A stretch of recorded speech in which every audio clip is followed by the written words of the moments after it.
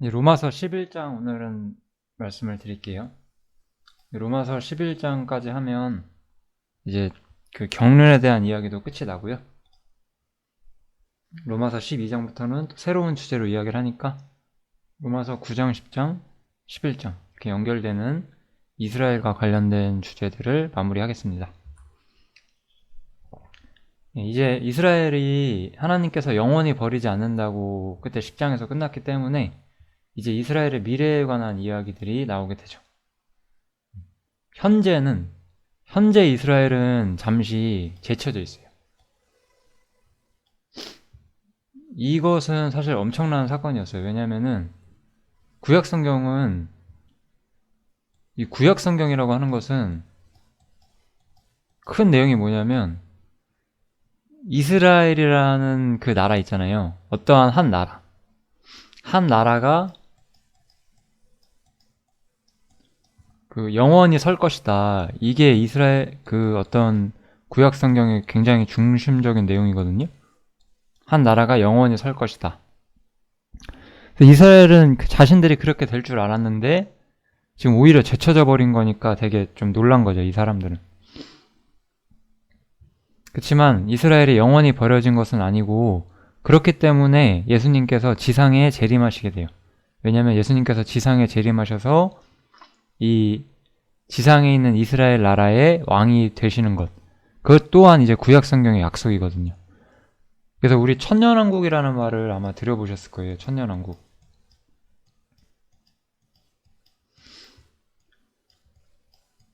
이 천년왕국이라는 말이 있는데 이건 어떤 교회와 관련된 주제가 아니에요. 이 천년왕국이라고 하는 것은 이스라엘에 관련된 주제예요.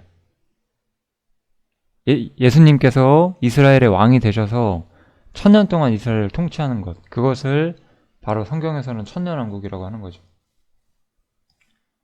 뭐 성경에 좀 익숙하신 분들은 예를 들어 이사야 같은데 뭐 어린아이들이 사자와 함께 뛰놀고 이런 데 있잖아요. 그것이 뭐 죽어서 가는 천국 그런 개념이 아니라 이 천년왕국에서 있을 일이라는 거죠. 이건 좀 성경이 익숙하신 분들은 그 구절이 기억날 거고, 그 구절은 그냥 단순한 천국이 아니라 예언된 천년왕국에 대한 이야기다. 그렇게 생각해 주시면 돼요. 그래서 이 이스라엘에 관련된 이야기를 교회와 섞지 않는 게 가장 중요하다고 했잖아요. 그래서 이 천년왕국이라는 것이 그 지상에서 이스라엘을 통해 일어나는 지상적이면서 사실 실제적인 것들이, 이게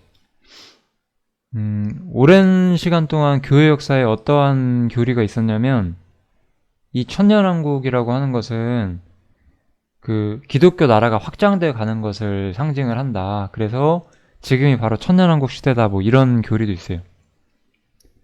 그런 걸 아마 무천년주의라고 할 거예요. 이거는 혹시나 좀 궁금하시면 그 전천년주의, 후천년주의, 무천년주의라는 말이 있거든요. 그건 찾아보시면 아마 될 거예요. 전천년 뭐 학파 뭐 이런 식으로요. 그 다음에 후천년 학파 혹은 뭐 무천년 학파 혹은 뭐 주의 뭐 이런 말들이 있어요. 신학적으로. 어쨌든지 사실 성경은 전천년주의 신학이 맞다고 이야기를 하죠. 전 후천년주의나 무천년주의는 인간이 만들어낸 잘못된 생각들이죠. 어쨌든 이제 좀 11장을 마무리를 해볼게요. 하나님께서 그 미리 하신 자기 백성을 버리지 않는다고 분명히 로마서는 말을 하죠. 그러면서 첫 번째로 엘리야의 예를 들어요.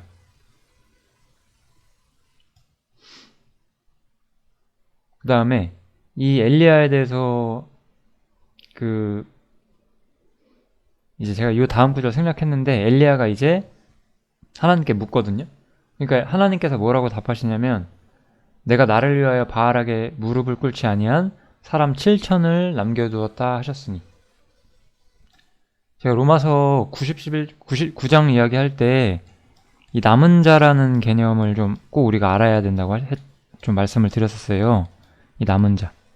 이스라엘 민족 전체가 하나님께 합당한 존재가 되는 것이 아니라 이스라엘 안에는 이 우상에게 무릎 꿇지 않은 하나님에 대한 신앙을 지켰던 사람 7,000명이 그 당시에 남아 있었고, 이건 뭐 그 당시엔 7,000명이었다는 뜻인데, 이러한 원리대로 하나님 앞에 남은 자들이 있다. 이스라엘 안에도 남은 자들이 있다. 그리고 그들이 하나님께 돌아올 것이다 라고 성경은 이야기를 해주는 거죠. 그 외에 이 심판은 분명히 있는 거예요. 지금 우리가 성경을 보시면 이스라엘이 심판을 받아요. 그죠? 예수님을 거절한 이유로 이스라엘이 심판을 받고 이제 회복이 있게 되죠. 이스라엘이 회복되는 게 있고, 지금 우리는 여기 있어요. 지금 이 가운데 이스라엘이 심판받고 아직 회복되기 이전인, 이게 또 이런 게 있는데, 지금 이스라엘이라는 나라가 지금 있잖아요. 지중해 옆에. 그거는 회복된 나라가 아니에요. 왜냐면 그거는 그냥 어떤 정치적인 어떤 사건들로 인해서 생긴 나라인데, 뭐 거기에도 물론 하나님의 개입이 있죠. 근데 성경에서 말하는 회복은 어떤 신앙적 회복이 일어나고 이 남은 자들이 세워지게 되는, 그때부터 이스라엘의 진정한 회복이 시작되는 거거든요. 그러니까 이건 어떤 회복을 위한 하나님께서 무대를 만드시는 건 맞을 수 있어요. 그런데 정말 회복된 건 아니에요. 요거는 오해하시면 안 되고, 그래서 이스라엘이 심판받는 것이 구약에 있었다. 이 심판받는 건 이제 예수님이 죽으시고 부활하시고 승천하신 이후에 나타나는 일이거든요. AD 한 70년 정도에 이런 사건이 완료가 되는데, 그거보다 훨씬 더 이전에 이 구약 시대 때 이 심판에 대한 예언이 이미 나왔었다는 거죠. 이 구약 때 이 심판에 대한 예언이 나왔다는 거예요, 이미. 그래서 이 바울 사도는 이 성경 구절을 인용해서 우리가 심판받는 것이, 바울 사도도 이스라엘 민족이기 때문에 우리가 이렇게 지금 예수님을 거절하고 심판받는 것이 사실 성경에 예언된 대로이다라고 이야기를 하는 거죠. 그렇게 이스라엘이 넘어진 것은 성경의 예언대로고, 이스라엘은 회복되게 될 것이지만 왜 이런 일이 있게 되냐, 그건 바로 이 새로운 하나님의 생각이 있었다는 거예요. 여기 이방인을 부욕해야 하고자 하는 하나님의 어떤 목적이 있었다는 거죠. 이게 사실 이 로마서 90, 11장의 어떤 백미가 되는 부분이죠. 이방인이 부유해질 수 있다는 거. 그래서 내가 말하노니 저희가 넘어지기까지 실족하였느냐, 이스라엘이 넘어지기까지 실족했느냐라고 물어보는데, 그럴 순 없다라고 일단 이야기를 하죠. 그러면서 어떤 일이 일어나게 되느냐, 저희 이스라엘이죠. 이스라엘의 넘어짐으로 구원이 이방인에게 이른다라고 이야기를 하는 거죠. 사실 지금 우리가 복음을 듣고 믿을 수 있는 이유는 이스라엘이 넘어졌다는 어떤 중대한 과거가 있기 때문이에요. 그래서 이스라엘로 시기나게 함이다라고 이야기를 하죠. 저희의 넘어짐이 세상이 부유함이 되며 저희의 실패가 이방인의 부유함이 되거든 하물며 저희의 충만함이리요 라고 이야기를 하죠. 그래서 이 로마서 11장에 보면은 이 참감람나무와 돌감람나무라는 말이 나오거든요. 그래서 이 참감람나무는 이스라엘을 상징하는 거예요. 돌감람나무는 이방인을 상징하는 거예요. 제가 옛날에 만났던 어떤 사람은 또 이런 얘기를 하더라고요. 이 접붙임이라는 게 어떤 되게 내가 예수님께 접붙임 당한다, 뭐 아무튼 희한하게 설명을 하더라고요. 내가 예수님께 접붙임 당해서 나애가 예수님의 힘이 나온다, 뭐 그렇게 생각하시면 안 되고요. 이거는 원래 참감람나무는 이스라엘이에요. 근데 참감람나무가 꺾였어요. 그래서 하나님께서 돌감람나무, 이방인들을 거기다가 접붙이셨다는 거예요. 그래서 뿌리의 진액을 함께 받게 되었다. 그래서 처음에는 원래는 이스라엘 민족이 하나님의 은혜를 받게 되는데 이제 이방인들도 하나님의 은혜를 받게 되었다는 거죠. 이거는 은혜죠, 사실은. 이런 걸 성경에서는 은혜라고 하는 거예요. 원래 하나님께서 주고자 하는 자가 하나님의 은혜를 거절했을 때 그러면 나는 은혜 안 줘 이렇게 말씀하시는 것이 아니라 그러면 내가 약속받지 않았고 은혜 받을 자격이 없는 또 다른 이들에게 나의 은혜를 보여주고 그들이 돌이키기를 바란다. 하나님께서는 이렇게 말씀하시는 거거든요. 그래서 모든 사람에게 하나님의 은혜가 흘러가게끔 이렇게 하나님이 복음을 어떤 계획하시고 인도해 나가셨다. 우리는 성경에서 이것을 볼 수가 있죠. 예. 그렇지만 이스라엘이 심판받았기 때문에 이방인들이 구원을 받는 엄청난 일이 있게 되었고 그것이 현재 우리가 구원받는 이유가 되는 것이었고요. 그게 전부가 아니라 이제 이스라엘은 반드시 회복된다는 거죠. 이 이스라엘의 회복을 이 엄청난 방식으로 바울 사도가 설명을 하거든요. 이거 한번 보세요. 저희를 버리는 것이 세상의 화목이 되거든. 이스라엘이 한번 거절해서 하나님께 버림받았고 그때 이방인들에게 은혜를 퍼뜨리심으로써 세상의 화목이 됐어요. 그러다가 이제 그 받아들이는 것이 이스라엘이 다시 받아들이는 것을 이야기하는 거예요. 이스라엘이 다시 주님을 받아들일 거거든요. 이것을 무엇이라고 설명하냐? 죽은 자 가운데서 다시 사는 것이 아니면 무엇이리요라고 이야기를 하죠. 부활과 연결시켜서 이걸 설명을 해요. 이건 정말 대단한 설명인 것 같아요. 제가 생각하기에는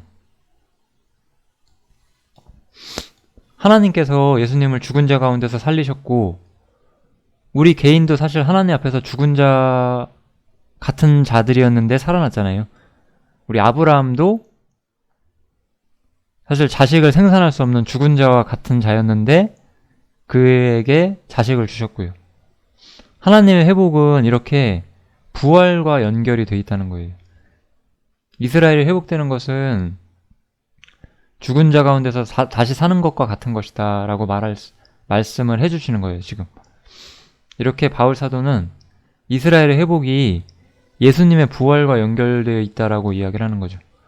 그럼 이 예수님의 부활과 연결되어 있다는 건 무슨 말일까요? 예수님의 부활은 이미 이루어진 일이에요. 이미 성취된 일이에요. 그렇다고 한다면 이스라엘의 회복은 또한 뭐라는 거죠? 반드시 성취된다는 거죠. 제가 예수님의 죽음과 부활이 여러 가지 뜻이 있다고 했잖아요. 예수님의 죽음과 부활은 로마서 5장까지는 칭의와 관련이 있었고 로마서 6장부터 8장까지에서는 우리의 성화와 영적인 해방 이런 거와 관련이 있었고 이제 로마서 9장부터 11장에서는 이스라엘에 관련된 문제와 또한 관련이 있다는 거예요. 그래서 예수님의 부활과 이스라엘 회복이 분명히 연결된 주제고 반드시 일어날 확실한 일이다. 이렇게 성경은 설명을 해주죠. 그럼 이스라엘이 언제 회복이 되느냐? 사실 정확한 시기는 우리가 알 수가 없어요. 로마서는 정확한 시기를 말하는 것이 아니라 하나의 어떤 비밀을 가르쳐 주는데 그게 무엇이냐? 이방인의 충만한 수가 들어오기까지 이거죠. 이방인의 충만한 수가 들어오기까지 이스라엘의 덜어는 완악하게 된 것이라 이렇게 이야기를 하시죠. 그래서 이방인 하나님께서는 이방인들을 구원하시고자 하는 은혜가 있으시기 때문에 그래서 이방인의 충만한 수가 들어올 때까지는 잠시 이스라엘을 완악하게 놔두신다는 거예요. 그리고 이방인의 충만한 수가 들어오게 되면 이스라엘에 대한 구원을 시작하시면서 이스라엘이 구원을 받게 되는 이스라엘 민족이 회복되게 되는 이 역사가 있을 거라는 거죠. 그래서 이스라엘의 회복과 구약 성경의 말씀의 성취가 나중에 있을 거예요. 이 교회가 완성된 이후에 이런 사건이 시작되게 되거든요. 언젠가 이 주제를 또 다루면 좋을 것 같고, 일단 제가 거기서 많이 다뤄놨어요. 그 예수님의 재림 주제에서. 하나 제가 다루지 않은 건 이 휴거인데, 휴거는 제가 나중에 기회가 되면 따로 주제로 한번 다뤄보도록 하겠습니다. 그래서 이 이스라엘의 회복에 대해서 또한 그 바울 사도는 구약 성경을 또 인용을 하죠. 그래서 기록된 바 구원자가 시온에서 오사 야곱에게 경건치 않은 것을 돌이키시겠고 내가 저희 죄를 없이 할 때에 저희에게 이루어질 내 언약이 이것이람과 같으니라. 그러니까 이런 구절들을 우리 교회가 우리 개인이 하나님의 말씀을 믿고 구원받을 때 쓰는 게 아니에요. 이런 거는 그런 걸 이야기하는 것이 아니고 이스라엘의 회복을 이야기를 하는 거거든요. 이런 건 분명히 다르다는 거 조금 꼭 생각을 해주시면 좋겠어요. 성경을 읽는데 매우 중요한 거예요. 이런 관점들. 구약과 이스라엘을 구분할 수 있고 누구를 지칭해서 말을 하는 것인가 이런 거는 항상 중요하기 때문에 깊이 생각해 주시면서 말씀을 읽어주시면 훨씬 더 좋습니다. 이제 이러한 어떤 모든 이야기를 마치고 바울 사도는 하나님의 복음 역사를 어떤 찬양을 하죠.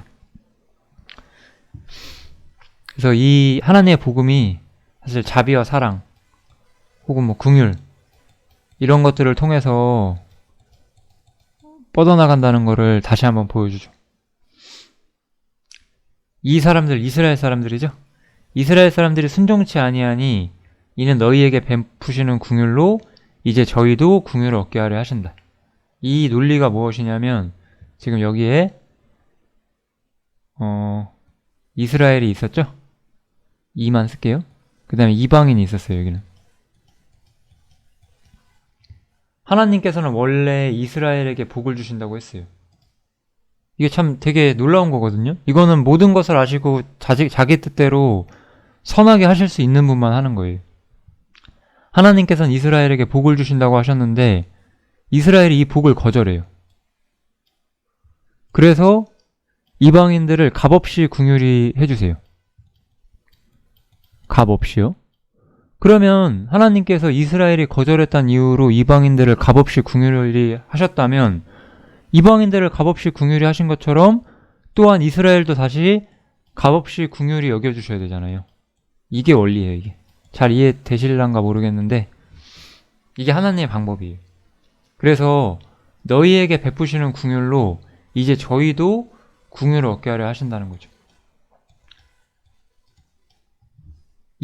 이스라엘이 하나님의 어떤 호의를 거절했고 예수님을 십자가에 못 박았고 그것으로 인해서 이방인을 긍휼히 여기고 이방인에게 복음을 주었고 다시 이제 그 동일한 긍휼을 또한 이스라엘에게 쏟아 부어주신다는 거죠. 그래서 이스라엘이 거절했기 때문에 이방인들에게 하나님의 복음이 전파되고 이제 이 복음은 은혜와 긍휼로서 이루어지는 거기 때문에 이 은혜와 긍휼이 다시 이스라엘에게로 향한다. 이게 바로 하나님의 복음의 전체 계획이었고 바울 사도는 이것을 찬송하는 거예요. 누가 하나님의 지혜를 알 수 있겠냐 이런 이야기들을 하죠. 네. 그래서 그 찬송의 일부만 제가 좀 기록을 해놨는데요. 하나님이 모든 사람을 순종치 아니하는 가운데 가두어 두심은 모든 사람에게 긍휼을 베풀려 하심이로다. 깊도다 하나님의 지혜와 지식에 부요하며 그의 판단은 측량치 못할 것이며 그의 길은 찾지 못할 것이로다. 이렇게 하나님께서는 자신의 긍휼을 베풀고자 하세요. 그런데 여기서 보면 순종치 아니하는데 가두어 두셨다고 하죠. 사람은 하나님께 자기 행위로 나갈 수가 없어요. 왜냐하면 우리 행위는 하나님의 기준에 절대적으로 미치지 못하고 우리는 타락해 있기 때문에 사실 우리는 인간의 행위와 우리의 노력으로 하나님께 절대로 가까이 갈 수가 없잖아요. 이건 우리가 로마서 전체에서 우리가 계속해서 확인을 해왔던 주제죠. 이런 상태에서 하나님께서는 다른 방식으로 사람을 부르신다는 거예요. 그 다른 방식이 무엇이냐? 바로 긍휼이라는 거죠. 긍휼. 그래서 이 긍휼을 베푸신다는 거에 대해서 우리가 조금만 마무리를 해보면, 하나님께서는 마음이 낮은 자들에게 자신을 나타내세요. 이게 바로 긍휼을 얻기 위한 사실 유일한 기준이에요. 우리가 하나님의 복음을 올바로 깨닫기 위해서 우리 사람 편에서 필요한 것은 마음을 낮춰야 돼요. 마음을 낮추고 예수님의 긍휼을, 하나님의 긍휼을 바라야 돼요. 내가 나를 어떻게 할 수 없거든요.